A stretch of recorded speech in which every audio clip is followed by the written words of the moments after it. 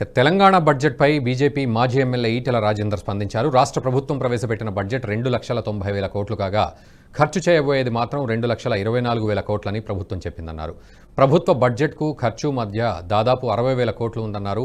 ఒక్క సంవత్సరం కేటాయించిన బడ్జెట్లో ఆదాయం రాదని భావించిన ప్రభుత్వం 60,000కు పైగా మిగులు బడ్జెట్గా లెక్క తేల్చారన్నారు. 24,625 కోట్లు అంటున్నారు.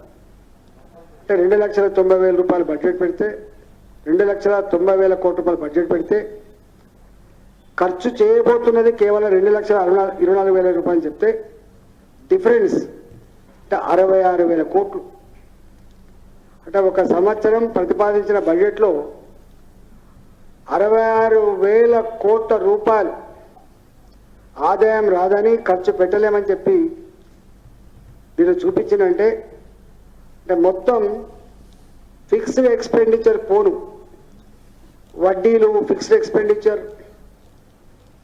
అసలు కట్టడు ఫిక్స్డ్ ఎక్స్పెండిచర్, జీతభత్యాలు ఫిక్స్డ్ ఎక్స్పెండిచర్, పెన్షన్లు ఫిక్స్డ్ ఎక్స్పెండిచర్, సోషల్ పెన్షన్లు ఫిక్స్డ్ ఎక్స్పెండిచర్. అంటే ఒక్క మాట చెప్పాలంటే 66,000 కోట్ల రూపాయలు ఎక్స్పెండిచర్ కాలేదని చెప్పడం అంటే వెల్ఫేర్ మొత్తం గంగల ముంచడమే.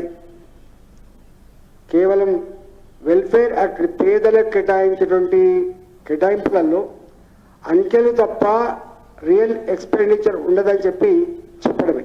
ఇవాళ ఈ సంవత్సరం బడ్జెట్ ప్రవేశపెడుతూ 2024-2025 సంవత్సరానికి బడ్జెట్ అంచనాలు 2,75,891 కోట్ల రూపాయలు.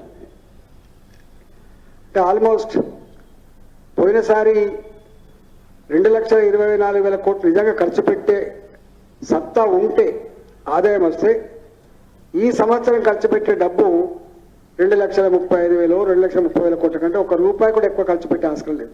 2,24,625 కోట్లు అంటున్నారు. అంటే 2,90,000 రూపాయలు బడ్జెట్ పెడితే 2,90,000 కోట్ల రూపాయలు బడ్జెట్ పెడితే ఖర్చు చేయబోతున్నది కేవలం 2,24,000 రూపాయలు చెప్తే డిఫరెన్స్ అంటే 66,000 కోట్లు.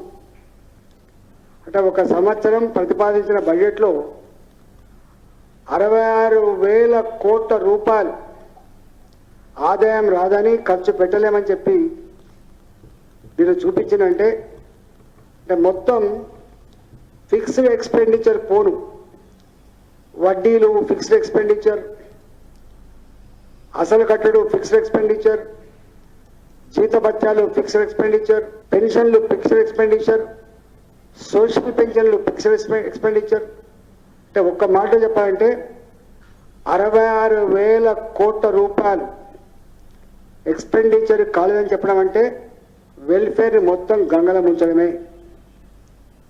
కేవలం వెల్ఫేర్ యాక్ట్ పేదలకు కేటాయించినటువంటి కేటాయింపులలో అంకెలు తప్ప రియల్ ఎక్స్పెండిచర్ ఉండదని చెప్పి చెప్పడమే.